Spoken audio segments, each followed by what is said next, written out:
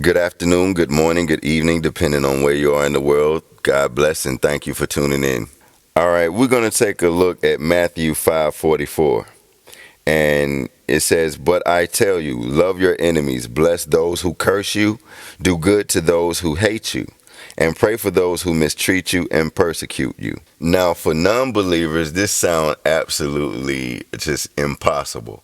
And sometimes people struggle with the interpretation of this and what it truly means. So let's start with, "But I tell you, love your enemies." So, what it means to love your enemy is, think about it.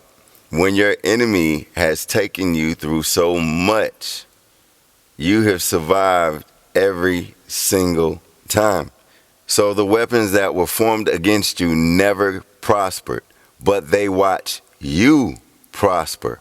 And now, since you have prospered and overcame everything that they threw at you, you have become, through that entire process, their worst nightmare. So every time they tried to prove you to be weaker, you showed them strength that is unimaginable to their entire belief system.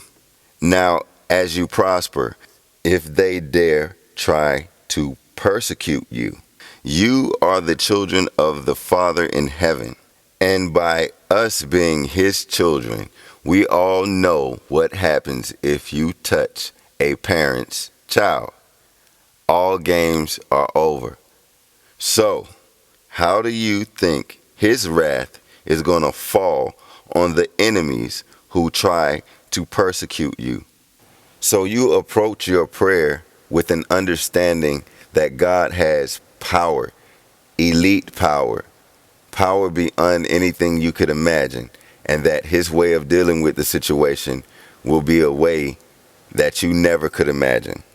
And what restraint you're using is actually God giving them a chance through your presence to ask for forgiveness, to try to change their thinking, to seek righteousness, to try to change their ways, and not engaging or just maintaining your alignment in your character and trusting that He will take care of those who are trying to persecute you. So you're not praying for your enemies to have anything or for anything to happen to them. You're praying for Him to intercede on your behalf to handle this and touch them in places that you don't even know they can be touched. And this way, you maintain your posture as a representative of His presence in any situation. So, after you pray for those who persecute you, it says, He causes His sun to rise on the evil and the good, and He sends rain on the righteous and the unrighteous. Now, speaking of the sun rising as well as the rain coming, believe me, the rain and the sun will have a different effect on your enemies. And when the sun rises on the darkness, darkness is consumed. So it comes down to the seeds you have sown, the deeds you have done. You shall receive a harvest. But what seeds have you been sowing? Seeds of good or evil? Now, none of this means be passive or weak or to let people run over you. That's not what this says. Act accordingly, but carry love and peace with you as your default setting. Be grateful and thankful.